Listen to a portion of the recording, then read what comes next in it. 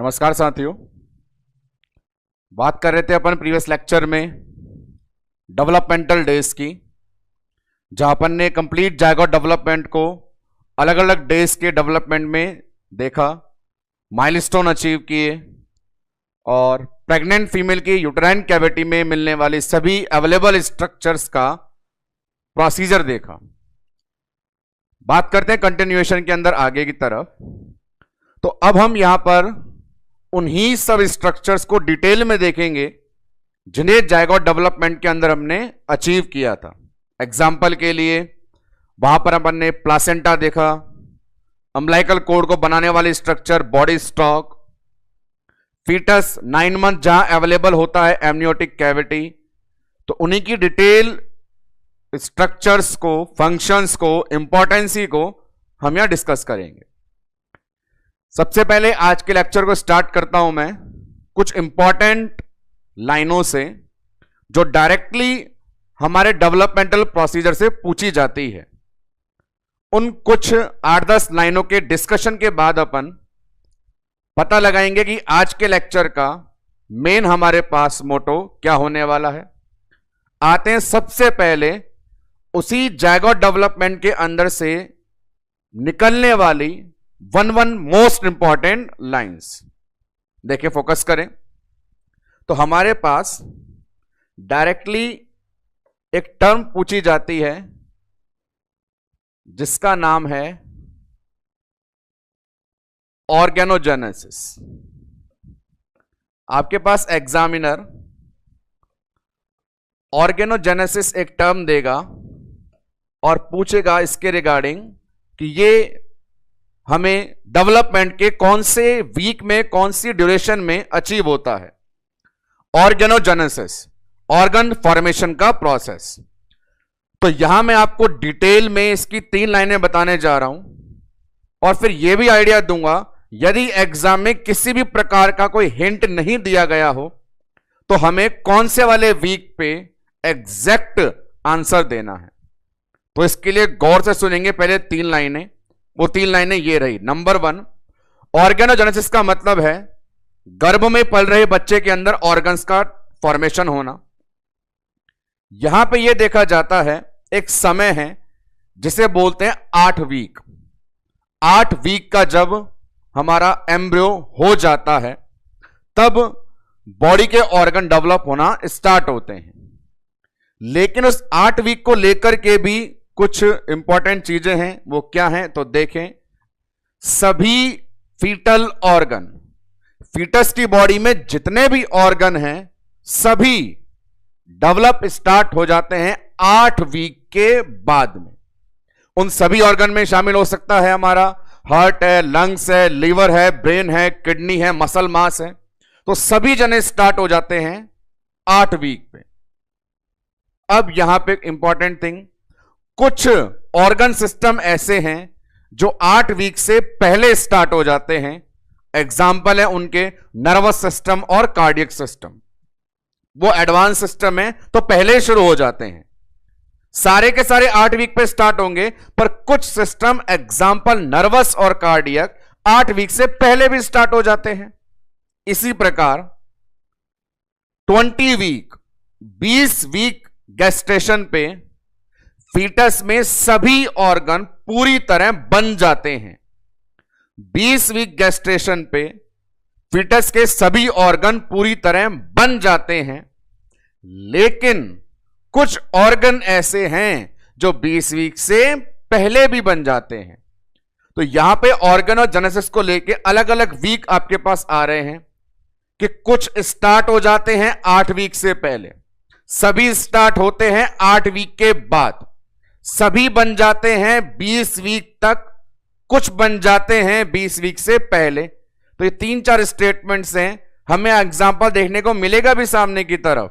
तो यहां पे आपको इतनी सारी लाइनें जो बताई गई उनमें समरी ये निकलेगी कि सिर्फ हमारे पास एक टर्म मेंशन हो ऑर्गेनोजेनेसिस और आपको किसी एक वीक को सिलेक्ट करके ही आंसर देना हो तो आंसर देना होगा आपको 8 वीक। जी हां, 8 वीक गेस्टेशन पे ऑर्गेनोजेनेसिस टर्म को आपको आंसर देना है। जो पहले स्टार्ट हो रहे हैं, जो पहले बन रहे हैं, वो एक्सेप्शंस हैं जिनकी अलग से चर्चा की जाएगी। आइए मैं कर ही देता हूं चर्चा, वो दो कौन कौन से हैं। उस दो कैटेगरी में नाम है हमारे पास, सामने बोर्ड पे देखें। एक बात करेंगे CNS और एक हो गया CVS, सेंट्रल नर्वस सिस्टम और कार्डियोवैस्कुलर सिस्टम। इनको लेके दो बातें करनी है। क्या बात करनी है, बड़े गौर से सुने। ये दोनों वो सिस्टम है, सेंट्रल नर्वस सिस्टम और कार्डियोवैस्कुलर सिस्टम, ये वो दो सिस्टम हैं जो 8 वीक से पहले स्टार्ट हो रहे हैं। ऑर्गेनोजेनेसिस बोलता है फीटस की बॉडी में जितने भी ऑर्गन है सभी को मैं 8 वीक के बाद बनाना शुरू कर दूंगा, लेकिन ये दो कलाकार हैं वो पहले स्टार्ट हो जाते हैं। अब इन दोनों में भी इंटरेस्टिंग चीज है। क्या इंटरेस्टिंग चीज वो देखें, दो लाइनें आती हैं। सबसे पहले कौन सा सिस्टम डेवलप होना स्टार्ट करता है। दूसरा स्टेटमेंट, सबसे पहले कौन सा सिस्टम डेवलप हो जाता है। लाइनें बड़ी सरल है। हो सकता है दोनों के डेवलप होने का जो स्टार्टिंग प्रोसीजर है वो अलग अलग समय पे हो और डेवलप पूरा हो जाने का भी अलग अलग हो, तो उस कैटेगरी में बात करेंगे। पहले स्टार्ट कौन होता है, तो स्टार्ट पहले होता है नर्वस सिस्टम। लगभग तीसरे चौथे वीक पे स्टार्ट होता है सबसे पहले नर्वस सिस्टम, और पूरी तरह बनने वाला पहले वहां जाता है कार्डियोवैस्कुलर सिस्टम। तो ये दो अलग अलग लाइनें हैं कि पहले स्टार्ट किसने किया और पहले डेवलप कौन हो गया। ये चीज उसी प्रकार की है जिस प्रकार कहानी होती है कछुए और खरगोश की, कि स्टार्टिंग में फास्ट फास्ट फास्ट फास्ट तो कौन चल रहा था, खरगोश, लेकिन टारगेट किसने अचीव किया, डेस्टिनेशन किसने अचीव किया, मंजिल पे पहले कौन पहुंचा, तो नाम क्या था उसका, कछुआ। तो सेम है, स्टार्ट पहले कौन कर देता है अपने पास में, नर्वस सिस्टम, और डेवलप सबसे पहले कौन सा हो जाता है, कार्डियोवैस्कुलर सिस्टम। ये कुछ ऐसे एमसीक्यूज को लेके बातें करी जा रही है कि मैं जो बता रहा हूं कि डेवलपमेंटल डेज से सीधे इंपॉर्टेंट लाइनिंग बन के हमारे पास आ जाती है। उन लाइनों के अंदर देखा आपने कौन कौन सी लाइनें आती है। नंबर 1 बोल रहे हैं ऑर्गेनोजेनेसिस। ऑर्गेनोजेनेसिस के लिए अलग अलग बातें हैं। सभी ऑर्गन बनना शुरू होंगे 8 वीक पे, सभी ऑर्गन बन जाएंगे 20 वीक पे। कुछ ऑर्गन बनना शुरू होंगे 8 वीक से पहले, कुछ ऑर्गन बन जाएंगे 20 वीक से पहले। आपको 1 लाइन में आंसर देना हो तो आंसर कितना जाएगा ऑर्गेनोजेनेसिस के लिए, 8 वीक। सबसे पहले कौन सा सिस्टम पूरी तरह बनकर के तैयार हो जाता है, तैयार हो जाता है तो अपने पास आंसर जाएगा CVS, कार्डियोवैस्कुलर सिस्टम। सबसे पहले कौन सा ऑर्गन बनना शुरू करता है, जवाब जाएगा CNS, nervous system. Next one important thing बात करते हैं अपन इस चीज को लेकर के, नाम है FHS, फीटल हार्ट साउंड या foetal heartbeat. Foetal heart sound या फीटल हार्ट बीट के लिए क्वेश्चंस हैं और हमारे पास 3 वैरायटी के क्वेश्चन हैं। नंबर 1, सबसे पहले बच्चे में धड़कन आती कब है, धड़कन बनती कब है, फर्स्ट हार्ट बीट बच्चे ने डेवलप कब करी, फर्स्ट थिंग। सेकंड, ये जो हार्ट बीट बच्चे ने डेवलप करी है क्या हम उसे सुन पा रहे हैं, क्या हम उसे डिटेक्ट कर पा रहे हैं, खोज पा रहे हैं, वो काम कब होता है। अब हम जो डिटेक्शन करते हैं उसकी भी 2 टेक्निक है। धड़कन सुनने के लिए सिंपल सा अपन जानते हैं एडल्ट में होता है स्टेथोस्कोप, और फीटस में सुनना होगा तो नाम हो जाएगा उसका फीटोस्कोप।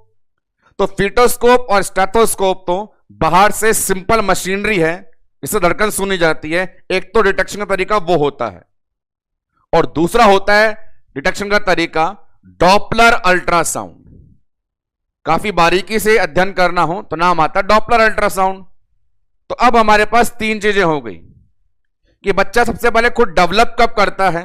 एक बात गारंटी है, जब डेवलप करता है उस समय हम नहीं सुन पाते हैं।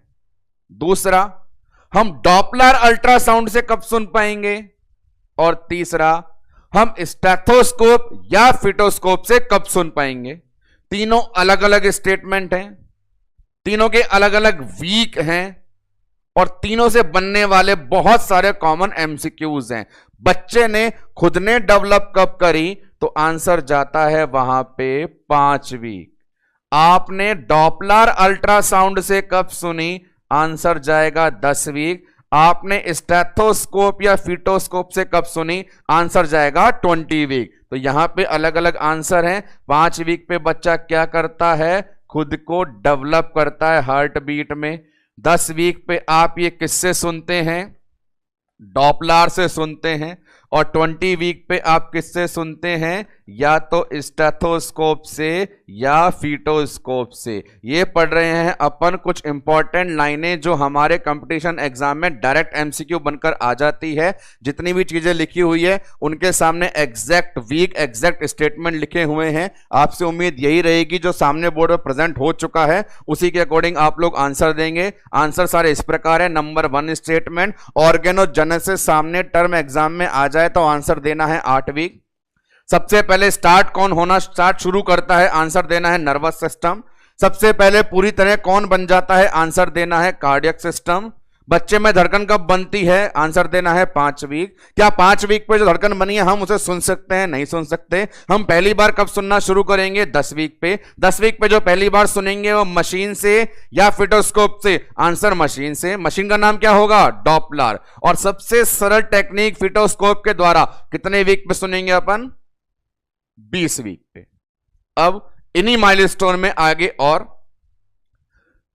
डेवलपमेंटल डेज में आपने देखा 12वें दिन बहुत कुछ था। इसी प्रकार एक प्रेग्नेंट फीमेल की जर्नी में, जो 9 महीने की जर्नी है, 40 वीक की जर्नी है, इंपॉर्टेंट वीक आता है 12th वीक, 12वां वीक। ओबीजी में प्रेग्नेंट फीमेल के लिए 12वां दिन भी बड़ा फेमस होता है और 12वां वीक भी।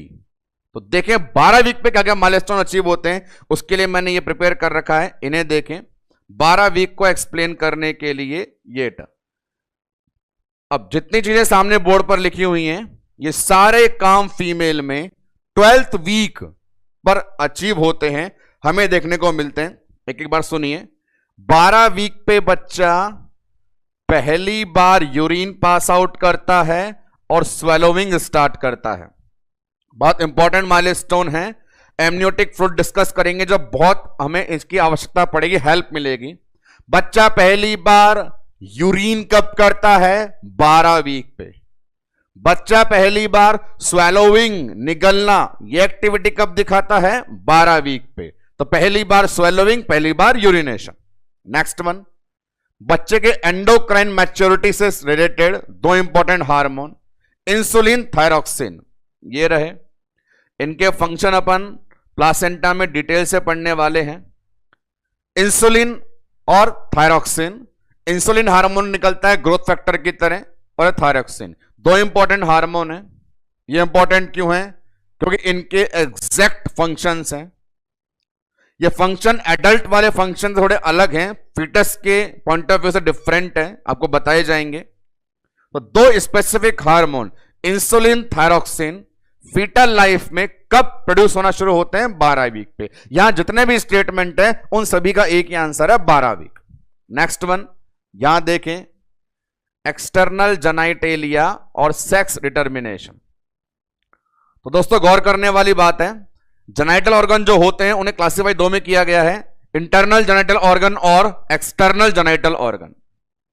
ह्यूमन बीइंग में जो आउटर पार्ट में दिखाई देते हैं, एग्जाम्पल मेल में पेनिस, फीमेल में वल्वा, ये बाहर से दिखाई देने वाले हैं। एक्सटर्नल जेनाइटल ऑर्गन, मेल में टेस्टिस, स्क्रोटम, ये सब बाहर हैं। अंदर बात करें, ओवेरी, ये सब इंटरनल ऑर्गन होते हैं।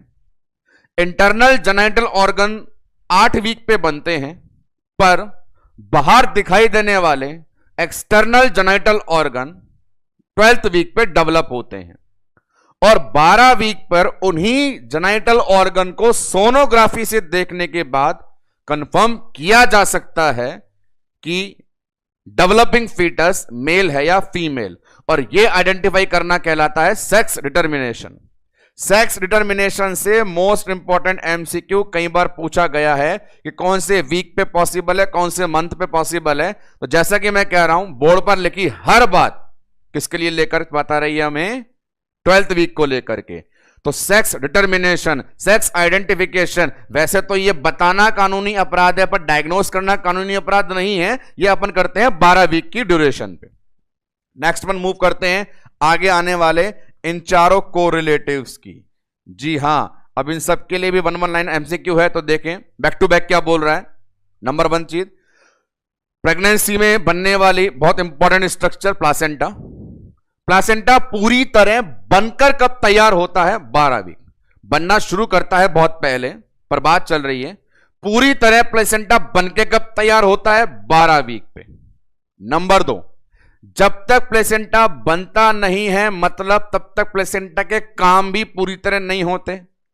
प्लेसेंटा के बहुत सारे काम में से एक काम होता है हार्मोन का रिलीज करना। तो प्लेसेंटा पूरी तरह हार्मोन भी तब रिलीज करेगा जब वो पूरी तरह बनेगा। तो जब तक पूरी तरह प्लेसेंटा बनता नहीं है तब तक हार्मोन निकलवाने का काम कौन करता है? HCG। तो HCG कब तक रहेगा? जब तक प्लेसेंटा नहीं बनेगा। HCG फीमेल की बॉडी में कब तक रहेगा? जब तक प्लेसेंटा नहीं बनेगा। प्लेसेंटा कब बनेगा पूरी तरह? 12 वीक के बाद। तो HCG भी कब तक? 12 वीक तक। अब नेक्स्ट वन, जब तक फीमेल की बॉडी में HCG रहेगा, पढ़ा है हमने, जब तक फीमेल की बॉडी में HCG रहेगा तो HCG का काम होता है मेंटेनेंस ऑफ प्रोजेस्टेरॉन। और प्रोजेस्टेरॉन प्रेग्नेंट फीमेल में 3 महीने तक कौन निकालता है? Corpus luteum. ये सारी कोरिलेटेड थिंग्स हैं, इन्हें याद रखिएगा।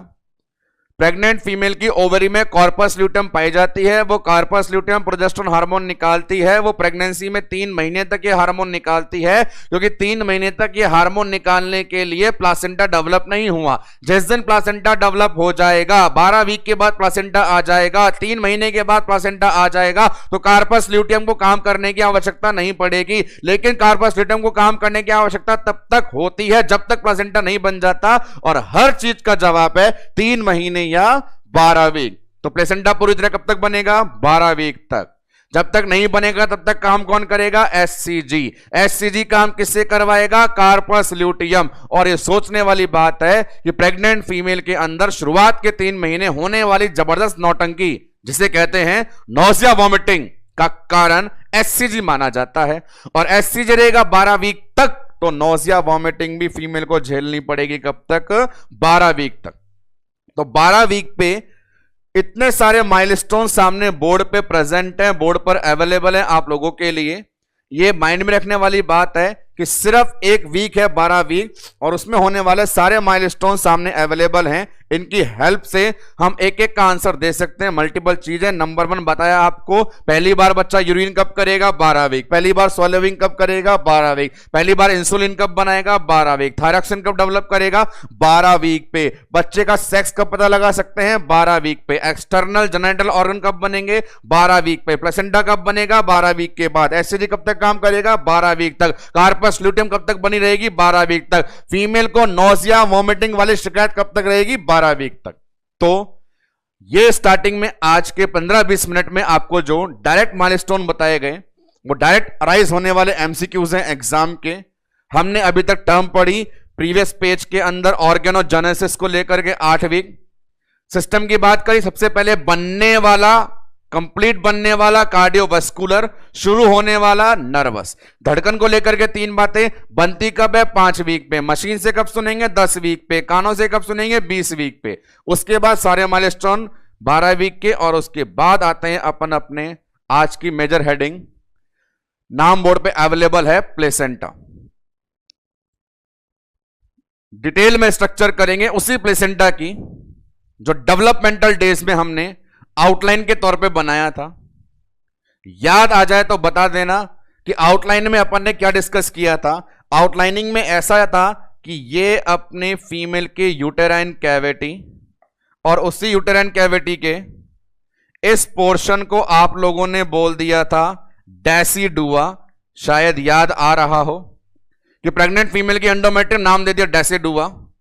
और डेसिडुआ भी आपको 3 बताई थी मैंने, डेसिडुआ बेसिलिस, डेसिडुआ कैप्सुलरिस, डेसिडुआ पैराइटेलिस। वहां अपन ने देखा था बच्चा कौन सी लेयर से अटैच था? डेसिडुआ बेसिलिस से। और फिर यहां पे नीचे की तरफ डायग्राम में आपको ड्रॉ करवाया गया था नाम दिया था उसका कोरियन। कोरियन जो सिंसाइटो मीजनकाइमा का मिक्सचर था, और इनके बीच में डेवलप होने वाला हमारा स्पेसिफिक विलाई। तो बात चली है अपने पास कि हम डिस्कस करने वाले हैं डिटेल में उस स्ट्रक्चर को जो डेवलपमेंटल डेज में हमने बनाई थी। नाम है उसका प्लेसेंटा। प्लेसेंटा को बनाने के लिए बेसिक मैंने ये चीज बताई है कि 3 ही एलिमेंट है। ऊपर की तरफ मदर का पोर्शन डेसिडुआ, नीचे की तरफ बच्चे का पोर्शन कोरियन, और इनके बीच का कनेक्शन विलाई। ये एक बेसिक आउटलाइन होती है प्लेसेंटा की।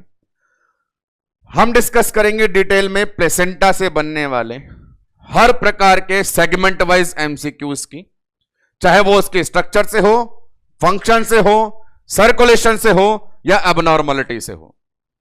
तो हर लेक्चर की तरह इसे भी स्टार्ट करने से पहले कुछ जनरल एमसीक्यूज डिस्कस करते हैं, बताते हैं आपको, और उन सभी एमसीक्यूज के आंसर लेके जाएंगे at the end of the lecture.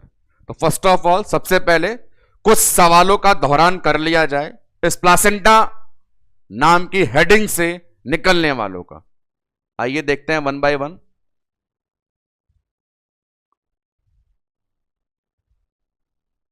ये अपनी हेडिंग हो गई प्लेसेंटा कोड। डायरेक्ट एमसीक्यू पे आइए। सामने सवाल लिखा हुआ है, बड़ा सरल सा है, करना हमेशा की तरह वही है। आपको ऑप्शन नोटबुक में नोट कर लेने हैं वीडियो को पॉज करके, जो ऑप्शन सही लगे उसे गैस कर देना है और फिर आगे बढ़ना है। सबसे पहला सवाल पूछ रहा है, प्लेसेंटा के द्वारा कौन सी एंटीबॉडी या कौन सी इम्यूनोग्लोबुलिन ट्रांसफर की जाती है मदर से फीटस को। ऑप्शन सामने अवेलेबल है, बहुत सरल और बहुत कॉमन एमसीक्यू है। नेक्स्ट वन, डायरेक्टली आ गए अपन इस बड़ी सी लाइन पे। ये लाइन बोलना चाहती है उस एबनॉर्मलिटी को पहचानिए जिसमें अम्बलाइकल कोड जो है प्लेसेंटा में सेंटर में जुड़ने की बजाय मार्जिन में जुड़ जाता है। अम्बलाइकल कोड और प्लेसेंटा का अटैचमेंट होता है। अम्बलाइकल कोड यदि बीच की जगह किनारे पर जुड़ जाए तो होने वाली एबनॉर्मलिटी को क्या कहते हैं, सवाल आपसे डिमांड कर रहा है। नेक्स्ट वन, ये देखें क्या चीज बताने जा रही है। ये प्लेसेंटा की उस एबनॉर्मलिटी को पहचानिए जहां पे मार्जिन की तरफ फाइब्रस रिंग बन गई है। अपन पढ़ाएंगे इसको। प्लेसेंटा में एक ऐसी एबनॉर्मलिटी हो गई है कि उसके किनारे वाले तरफ, जो किनारे चारों तरफ होते हैं, वहां पे फाइब्रस रिंग बन गई है। फाइब्रस का मतलब होता है न्यूट्रिशन की बहुत कमी। कोई भी स्ट्रक्चर जब फाइब्रोज्ड हो जाती है वो इंडिकेट करता है कि वहां पे न्यूट्रिशन की कमी हो चुकी है, और उन्हीं किनारों पर फीटल की ब्लड वेसल भी आपको दिखाई दे। बात नंबर 1, पहली बात तो किनारों पर न्यूट्रिशन कम हो गया है और उसी कम वाले इलाके में वेसल्स पाई जा रही हैं। वो एबनॉर्मलिटी कौन सी कहलाती है? एम्स रायपुर 2017 के अंदर पूछा गया ये एमसीक्यू है। नोट डाउन कर लें, ऑप्शन डिस्कस करेंगे लेक्चर के बाद में। बिल्कुल ऐसी ही एक और एबनॉर्मलिटी सामने लिखी हुई, वो बता रही है प्लेसेंटा एक डिस्क स्ट्रक्चर होती है, उससे यदि एक और छोटा टुकड़ा, छोटे टुकड़े को बोल रहा है ये असेसरी लोब, यदि मेन प्लेसेंटा की स्ट्रक्चर से एक और छोटा असेसरी लोब डेवलप हो जाए और वो लोब मेन प्लेसेंटा से भी कनेक्टेड रहे, एक्टिव विलाई का कनेक्शन भी हो, तो वैसी एबनॉर्मलिटी को क्या नाम दिया जाता है? This one is question. Next one बड़ा सिंपल, डैश अनादर नाम of umbilical code. Umbilical code को फेमसली और किस नाम से जाना जाता है वो बताना है आपको। शायद उसी नाम से कई सारे डिसऑर्डर भी डेवलप होते हैं। नेक्स्ट वन इधर देखें, placenta is more than one lobe. उसी प्रकार की लैंग्वेज आ रही है जब प्लेसेंटा में एक से ज्यादा लोब हो और वो दोनों लोब पास पास ना हो करके दूर दूर हो, लिखा हुआ है वेरिंग डिस्टेंस, अलग अलग दूरी पर हो, तो वो चीज क्या कहलाती है? नेक्स्ट, सॉरी, ये रहा अपने पास में। प्लेसेंटा के अंदर लोब डेवलप हो गया और दूसरा लोब जो है वो अलग दूरी पर है, मेन प्लेसेंटा से दूर है, तो वो स्ट्रक्चर क्या कहलाती है? आइडेंटिफाई करें एबनॉर्मलिटी को। Next one, short code. Umbilical code को लेकर बीमारियां आएंगी, लॉन्ग कोड, शॉर्ट कोड। सवाल पूछा गया है शॉर्ट कोड जो कंडीशन होती है उसमें अम्बिलिकल कोड की लेंथ कितने से कम हो जाती है। ये इंटरेस्टिंग चीज है क्योंकि हल्के से मार्जिन पे भी आपका आंसर चेंज हो सकता है। नेक्स्ट, यदि अम्बिलिकल कोड लंबी है, लॉन्ग कोड है, तो उससे क्या क्या कॉम्प्लिकेशंस फीटस को आ सकती है या खुद अम्बिलिकल कोड को आ सकती है, यदि कंडीशन है लॉन्ग कोड वाली। नेक्स्ट वन, अच्छा क्वेश्चन है ये। कंडीशन आएगी सिंगल आर्टरी डिजीज, पढ़ेंगे अपन लेक्चर्स में।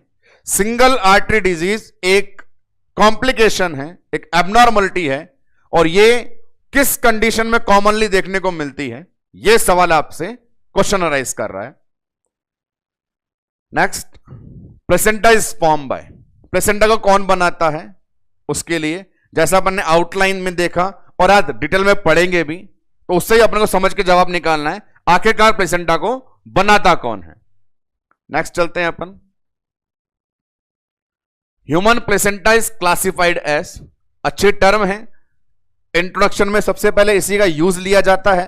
ह्यूमन प्लेसेंटा को क्या कहा जाता है, ये 4 शब्द हैं, एक सेलेक्ट करना है आप लोगों को। नेक्स्ट वन, ये देखें, कौन सी मेम्ब्रेन, प्लेसेंटा में मेम्ब्रेन होती है, कौन सी मेम्ब्रेन एक बहुत बड़ा रोल अदा करती है न्यूट्रिशन और वेस्ट के एक्सचेंज में। प्लेसेंटा के फंक्शन में पढ़ाया जाएगा आप लोगों को कि इसके द्वारा कई प्रकार के न्यूट्रिएंट और वेस्ट को एक्सचेंज किया जाता है। यह वर्क कौन सी लेयर द्वारा कंप्लीट होता है, यह अराइज है क्वेश्चन में। नेक्स्ट, एम्ब्रियो, प्लेसेंटा का कौन सा हिस्सा एम्ब्रियो या बच्चे को बनाने में हेल्प करता है। प्लेसेंटा पूरा देखेंगे, उसका कोई एक पार्ट होगा जो फीटस डेवलपमेंट से रिलेटेड होगा, वो कौन सी लेयर होती है, यह सवाल पूछा गया है। नेक्स्ट वन, प्लेसेंटा का वजन कितना होता है, यह बताने के लिए सबसे बेस्ट स्टेटमेंट कौन सा है। प्लेसेंटा का वजन कितना है यह बताने के लिए कौन से स्टेटमेंट द्वारा सबसे बेस्ट आप उसे मानेंगे और आंसर देंगे। नेक्स्ट वन, स्केलेटन मैच्योरेशन, बच्चे में स्केलेटन सिस्टम जो है, अंदर जो बच्चा डेवलप हो रहा है 9 मंथ का फीटस, उसके स्केलेटन को, कंकाल तंत्र को मैच्योर करने के लिए कौन सा हार्मोन रेस्पॉन्सिबल है। तो यहां पे कुछ ये अपन ने 10-15 स्मॉल एमसीक्यूज का सेशन रखा है। इनमें शामिल थे कुछ बहुत ही सरल 1 लाइनर क्वेश्चन और शामिल थे प्रीवियस एम्स रायपुर के अंदर पूछे गए बैक टू बैक 4 क्वेश्चन, और लास्ट में भी शामिल किए गए मन से बनाए गए कुछ और लॉजिकल क्वेश्चन। काफी इंपॉर्टेंस रखते हैं ये सारे के सारे सवाल। अब हम डिस्कस करेंगे इस पूरे टॉपिक को, जिससे कि इन सभी सवालों का जवाब हम आसानी से दे सकें। आते हैं अपन मेन थ्योरेटिकल पोर्शन पे। प्लेसेंटा, इसको लेके बात कर रहे थे, शुरू करते हैं। प्लेसेंटा के बारे में पहले माइंड में हल्की सी बात सोच लें, फिर आगे बढ़ेंगे। प्लेसेंटा क्या होता है, 9 महीने की प्रेगनेंसी है, प्रेग्नेंट मदर है और डेवलप हो रहा फीटस है। फीटस पाया जाता है यूटेराइन कैविटी में, और यहां जो प्लेसेंटा है वो एक कनेक्शन की तरह उभर करके आता है। प्लेसेंटा एक ऐसा कनेक्शन एस्टैब्लिश करता है जिससे मदर और फीटस इनडायरेक्टली कांटेक्ट में बने रहे। कांटेक्ट का बेनिफिट बहुत सारा होता है। मां और बच्चे के बीच में एक जुड़ाव की तरह काम करने वाले को प्लेसेंटा कहते हैं। हम तो कभी बार इसे मामा भी बोल देते हैं कि मां थी और बच्चा था, और दोनों में संबंध बिठाने वाला, न्यूट्रिशन देने वाला मामा कौन था, प्लेसेंटा था। बात करें एकदम कंसेप्शंस की, कंसेप्चुअलाइज की, तो वहां अपन ने देखा प्लेसेंटा को सिंपली बताना हो तो बोलते 3 जने बनाते हैं। ऊपर की तरफ डेसिडुआ, नीचे की तरफ कोरियन और बीच में विलाई। 12 दिन के डेवलपमेंटल डेज की पड़ी हुई मेहनत रंग लानी चाहिए यहां के सवालों के जवाब देने में, कि प्लेसेंटा को बनाने के 3 जुगाड़ चाहिए। ऊपर की तरफ डेसिडुआ, नीचे की तरफ कोरियन और बीच के अंदर विलाई। ये तीनों बात अपन पढ़ चुके हैं। डेसिडुआ क्या है, डेसिडुआ में कितनी परत होती है, विलाई क्या है, कौन से दिन आता है, कितनी ब्रांचें होती हैं, क्या नाम होता है, यह भी पढ़ लिया है। कोरियन कितनी परतों से मिलकर बना है, वो परतें कब कब आती है, ये भी पढ़ लिया है। तो आज पढ़ेंगे डिटेल स्ट्रक्चर के अंदर। तो स्टार्ट करते हैं। सबसे पहले अपन प्लेसेंटा का डिटेल डायग्राम देखते हैं, हाथ से बना हुआ, कि इन तीन के अलावा और भी क्या जुगाड़ होते हैं। डेसिडुआ है, कोरियन है, विलाई है, पर और क्या होता है जानते हैं उन्हें डिटेल के अंदर। तो देखिए यहां पे सामने आपके बोर्ड पर अवेलेबल है। सबसे पहले इसे देख लीजिए, निहार लीजिए, और उसके बाद यह बात करने में अपन कंफर्म हो जाने चाहिए कि सब चीजों को एक साथ ना पढ़ें, पॉइंट टू पॉइंट जैसे जैसे मैं बोलता जाऊंगा उन्हें देखेंगे। आइडियली एक प्लेसेंटा के अंदर जितनी भी बेसिक स्ट्रक्चर्स होती हैं उन्हें डायग्राम में प्रेजेंट किया गया है। आओ वन बाय वन उन्हें अपन देखना शुरू करें। First thing, number one thing ये कि प्लेसेंटा को बनाने के लिए दो आइडियल चीज चाहिए, एक डेसिडुआ और एक कोरियन। सबसे पहले फोकस करेंगे इस लाइन पे, डेसिडुआ बेसिलिस। सबसे पहले इस लाइन पे जाएं, ऊपर वाले पॉइंट को डेसिडुआ बेसिलिस बोला है।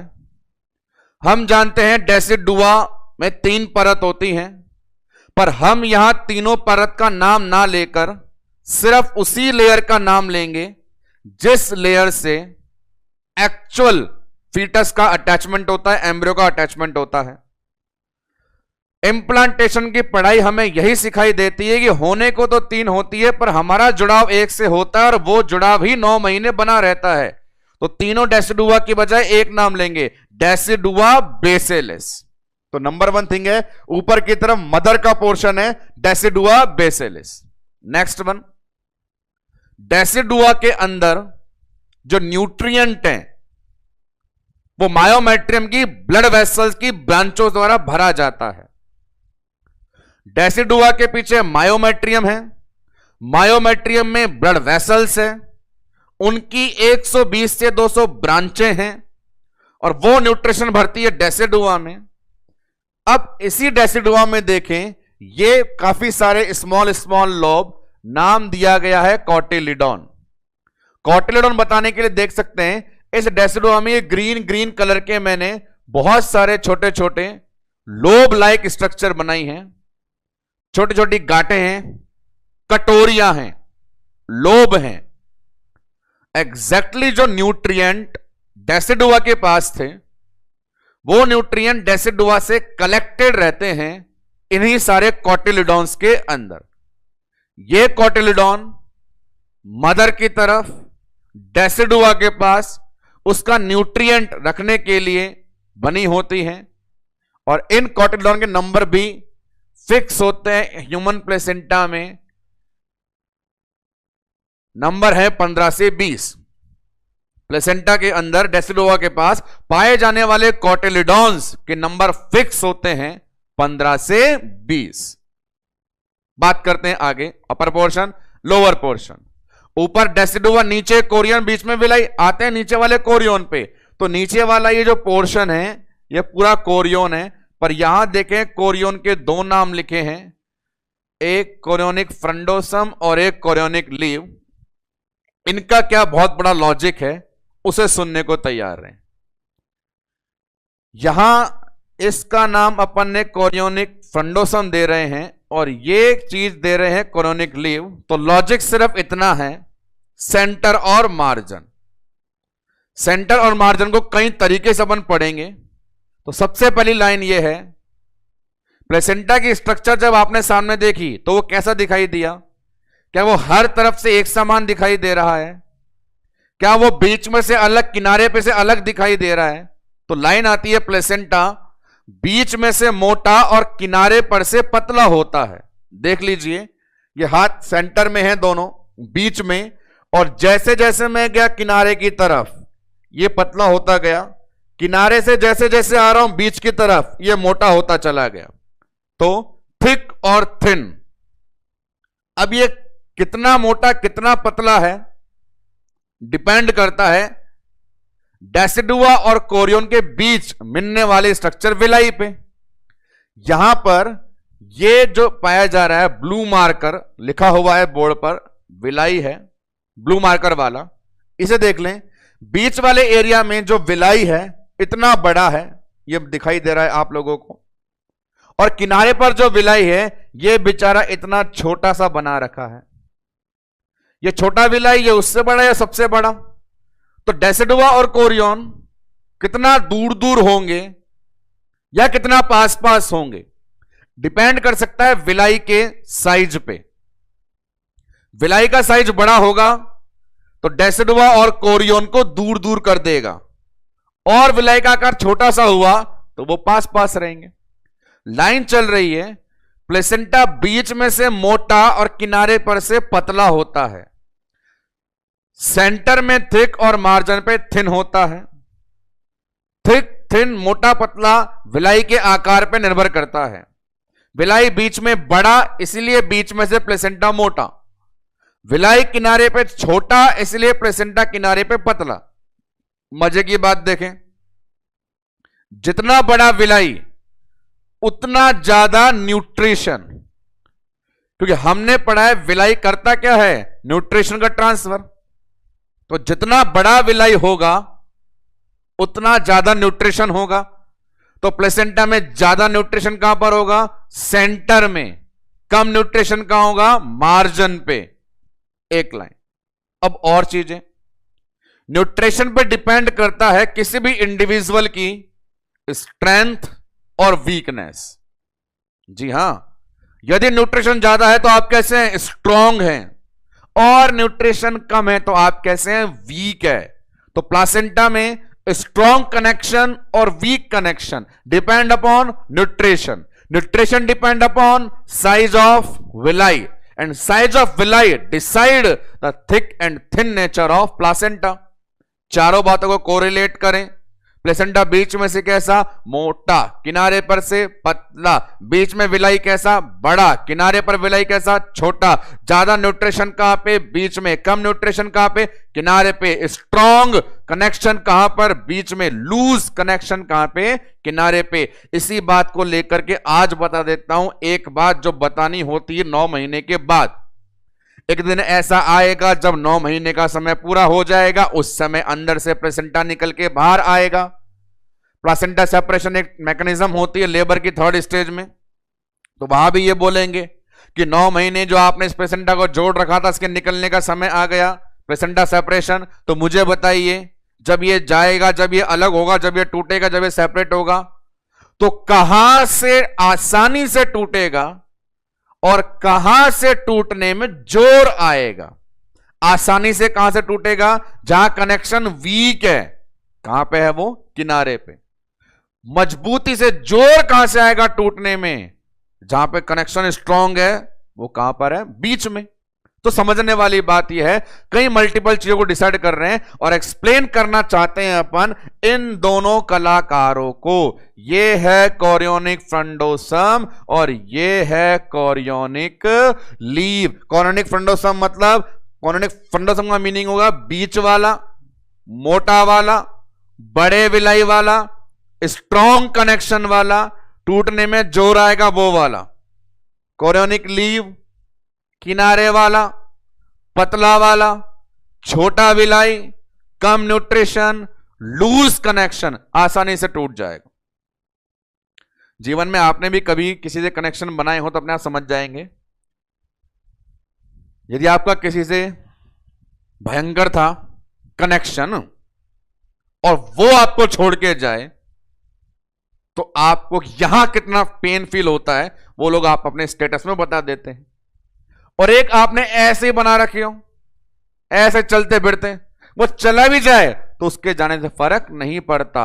तो जिससे कनेक्शन था ही नहीं, वो चला भी जाए तो कोई फर्क नहीं, पर जिससे सब कुछ था वो जाए तकलीफ ज्यादा होती है। इन्हीं को बताने के लिए लाइन आ रही है, कोरियोनिक फ्रंडोसम, कोरियोनिक लीव। तो जिस प्रकार 3 डेसिडुआ में से एक इंपॉर्टेंट होती है, डेसिडुआ बैसिलिस, उसी प्रकार कोरियोन के 2 नाम दिए हैं। मोस्ट इंपॉर्टेंट नाम कोरियोनिक फ्रंडोसम और लीस्ट इंपॉर्टेंट नाम कोरियोनिक लीव। आपसे बोलूं मैं जाकर कि आपको प्लेसेंटा में जाकर किसी एक को चुनना है, या तो चुनिए कोरियोनिक फ्रंडोसम को या चुनिए कोरियोनिक लीव को। दिल किसे पसंद करेगा? कोरियोनिक फ्रंडोसम को, बिकॉज मल्टीपल रेशनल, क्योंकि वो बड़ा है, न्यूट्रिशन ज्यादा है, ज्यादा मजा आएगा। एक बात अब यहां गौर करें, डेसिडोवा की जगह डेसिडोवा बेसिलिस हो गया है, कोरियन की जगह कोरियोनिक फ्रंडोसम हो गया है। अब इनके बीच में जो भी हैं उन सब को एक साथ बोलते हैं आईवीएस, इंटरविलस स्पेस। जी हां, एक साथ। यहां बोर्ड पे ये जो मैंने नॉमेनक्लेचर कर रखा है, ये सारे के सारे इंक्लूड किए जाते हैं आईवीएस में। ऊपर की तरफ डेसिडुआ, नीचे की तरफ कोरियन, और बीच में मिलने वाला पूरा जुगाड़ कहलाता है आईवीएस इंटरविलस स्पेस।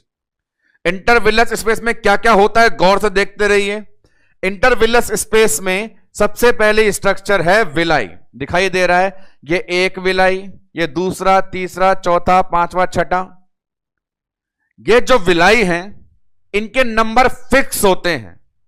इंसानों में, ह्यूमन बीइंग के अंदर इस विलाई के नंबर फिक्स होते हैं, वो है 60।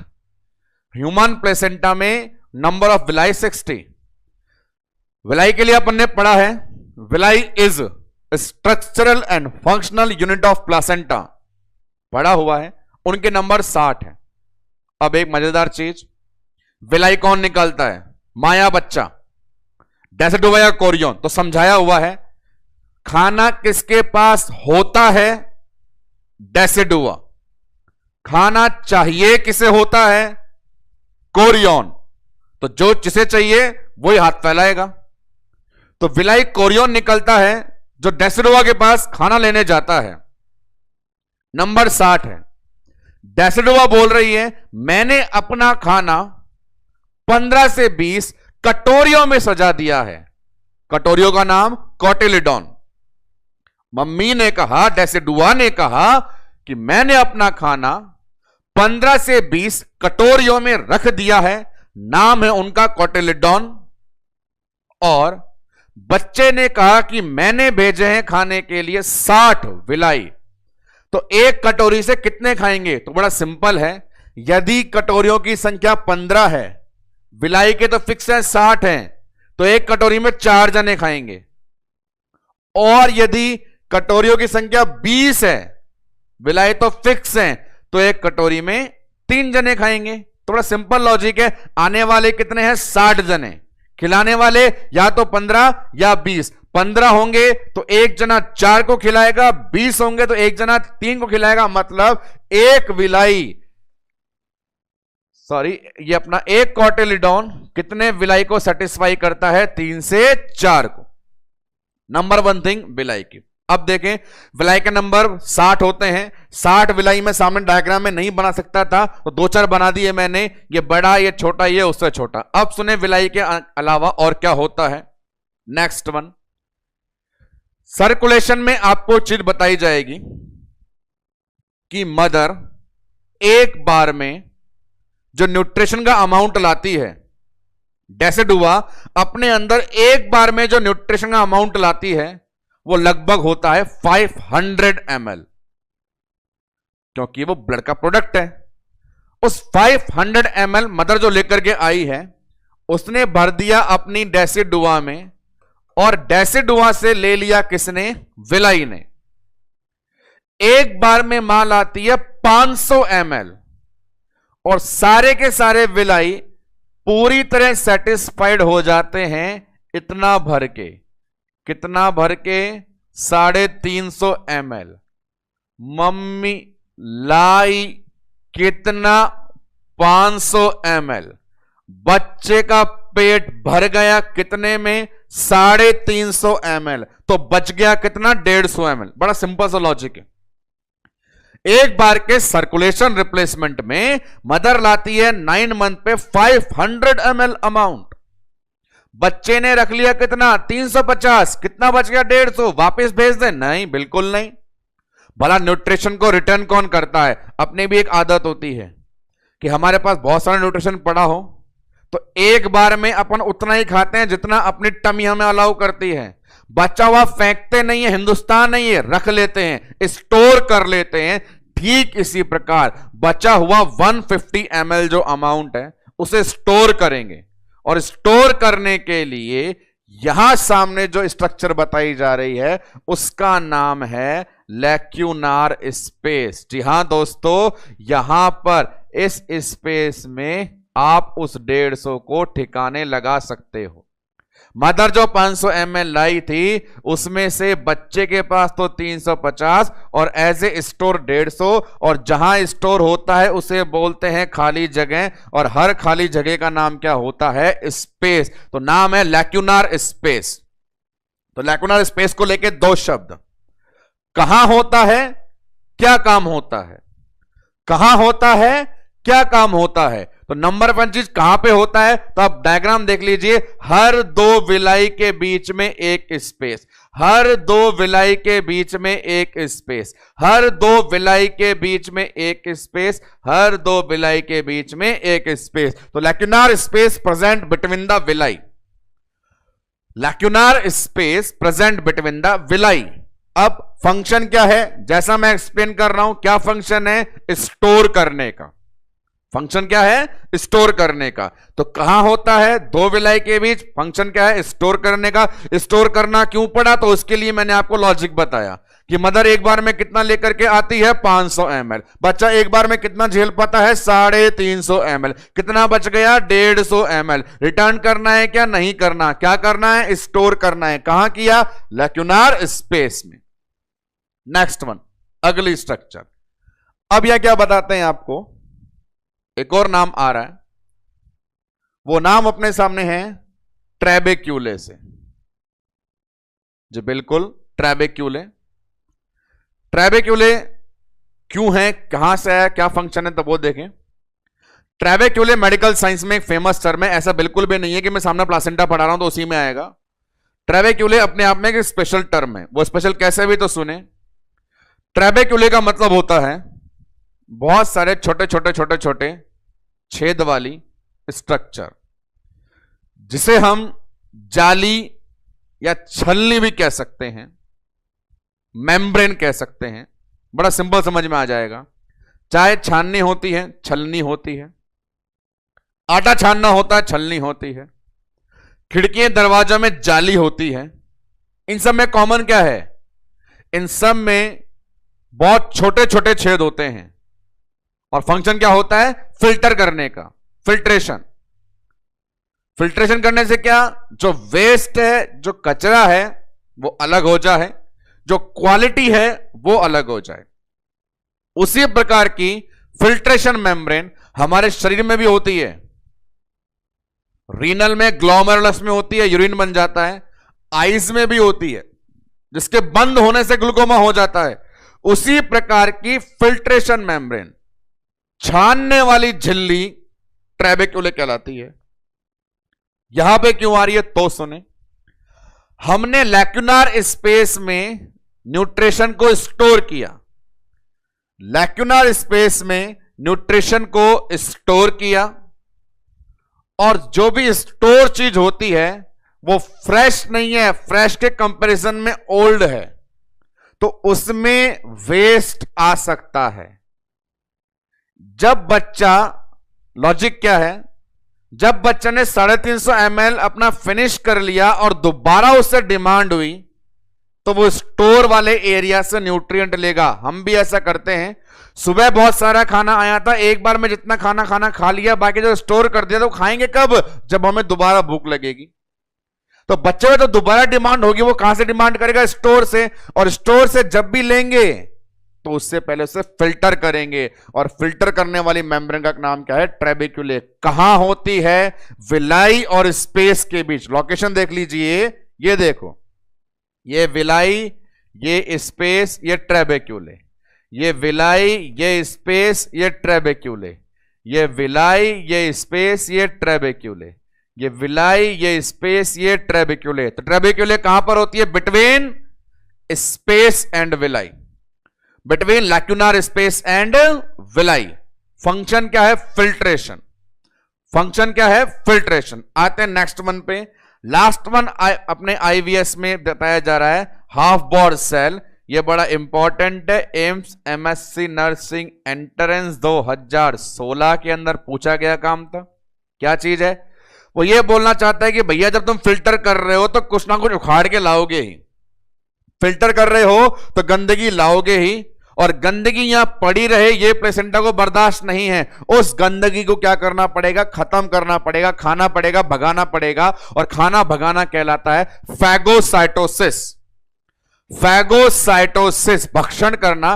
तो कचरे का भक्षण करने के लिए जो भक्षण कोशिका प्लेसेंटा में होती है, नाम है उसका Hofbauer cell, HAFBOUR, Hofbauer cell. कहां होती है? तो देखो ये मोती की माला पहना रखी है विलाई की सरफेस पे, विलाई के चारों ओर, ताकि कोई भी माई का लाल विलाई के अंदर आए तो गंदगी लेके ना चला जाए। तो हर प्रकार की गंदगी को बाहर सल्टाने के लिए विलाई ने अपनी सरफेस पे जो जिसकी चादर ओढ़ रखी है, उन कोशिकाओं का नाम है Hofbauer cell. Hofbauer cell का काम है फैगोसाइटोसिस। और फैगोसाइटोसिस क्यों करना पड़ रहा है? या तो न्यूट्रिशन के वेस्ट के लिए, या और भी और कुछ वेस्ट आ जाता है तो उसे क्लेरिफाई करने के लिए यहां पे डेवलप है हाफ बोर सेल। तो ये जो चार कंटेंट सामने बोर्ड पर हैं, विलाई, लैक्यूनार स्पेस, ट्रेबेक्यूले और हाफ बोर सेल, इन चारों को एक साथ बोलते हैं आईवीएस। तो अभी तक बड़े गौर से देखते रहे प्लेसेंटा में कितने नाम आ गए हैं। लास्ट वाले नाम को एक्सप्लेन करने से पहले अभी जितने पढ़ा दिए उन्हें दोबारा रिवाइज करवाना चाहता हूं मैं, बड़े गौर से सुनिएगा। बचपन में बोल रहे थे, बड़ा सरल बोल रहे थे, एकदम सिंपल प्लेसेंटा पढ़ना है तो ये बोल दो कि प्लेसेंटा में मां और बच्चे दोनों होते हैं। मदर की तरफ से डेसिडुआ, बच्चे की तरफ से कोरियन, और बीच के अंदर विलाई। अब हमने देखा कि हम डेसिडुआ को डेसिडुआ एग्जैक्टली क्या बोलेंगे? बेसिलिस, क्योंकि डेसिडुआ होती कितनी है? 3, पर बच्चा किससे जुड़ा? 1 से। नाम क्या दिया? डेसिडुआ बेसिलिस। डेसिडुआ बेसिलिस में जितना भी न्यूट्रिशन होता है, जितना भी खाना होता है, वो सारा का सारा रखती है किसके अंदर? कटोरी के अंदर, लोब के अंदर। उन कटोरी को क्या बोलते हैं? कोटिलिडोन बोलते हैं। नंबर कितने होते हैं? 15 से 20 होते हैं। ऊपर डेसिडुआ, नीचे कोरियन। कोरियन के कितने नाम? 2 नाम, बीच वाला, किनारे वाला। बीच वाला फ्रंडोसम, किनारे वाला लीव। क्या नखरे थे इनके? जवाब सुनिए। बीच वाला मतलब मोटा वाला, मोटा मतलब विलाई, बड़ा, बड़ा विलाई मतलब न्यूट्रिशन ज्यादा, ज्यादा न्यूट्रिशन मतलब कनेक्शन स्ट्रॉन्ग। कोरोनिक लीव मतलब किनारे वाला, किनारे वाला मतलब पतला वाला, पतला मतलब विलाई का आकार छोटा, छोटा आकार मतलब न्यूट्रिशन कम, न्यूट्रिशन कम का मतलब कनेक्शन वीक। तो काम वाला कौन सा? Chorionic frondosum. और बे मतलब को कौन सा? Chorionic leave. ऊपर डेसिडुआ बेसिलिस, नीचे कोरियोनिक लीव, बीच का सारा इलाका किसका?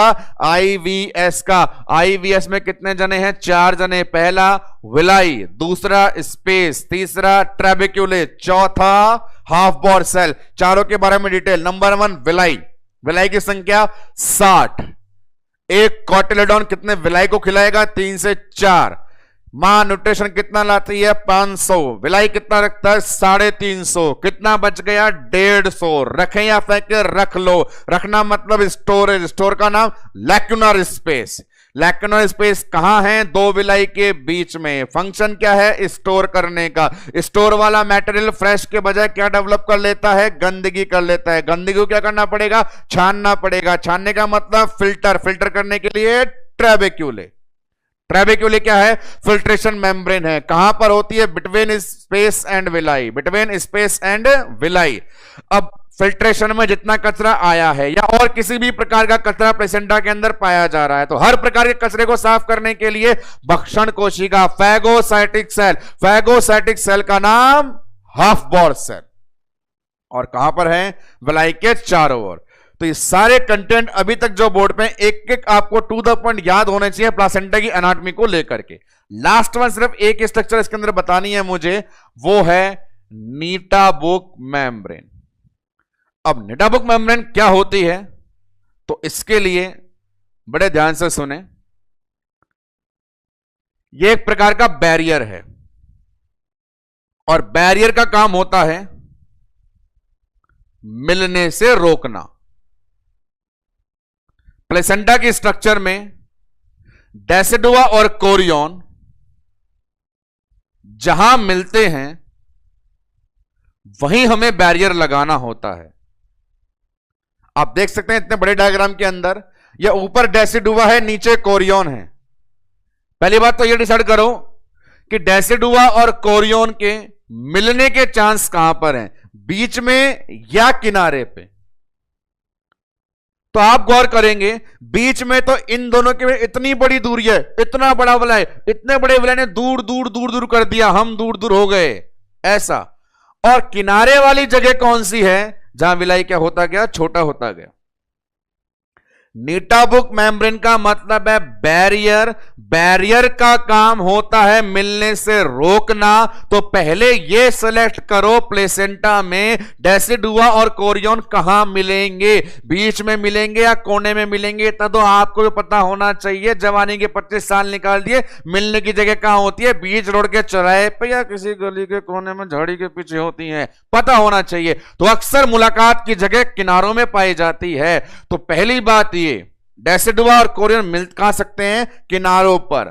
और आपको यह जिम्मेदारी दी गई है, इन्हें मिलने देना है कि मिलने से रोकना है। तो मैंने कहा नीटाबुक मेम्ब्रेन बैरियर है, बैरियर क्या करेगी, रोकेगी। जी हां, ऐसे कोने में होने वाले मिलन को रोकना चाहिए। रोक दोगे तो सुरक्षित रहोगे, नहीं रोकोगे तो कांड में चेंज हो जाएगा। बिल्कुल यही चीज होती है। क्या लॉजिक होता है, ऊपर का डेसिडुआ और नीचे का कोरियन किनारे पर मिलता है, पर मिलन की बेला को हमने रोक दिया नीटाबुक मेम्ब्रेन से, बैरियर से।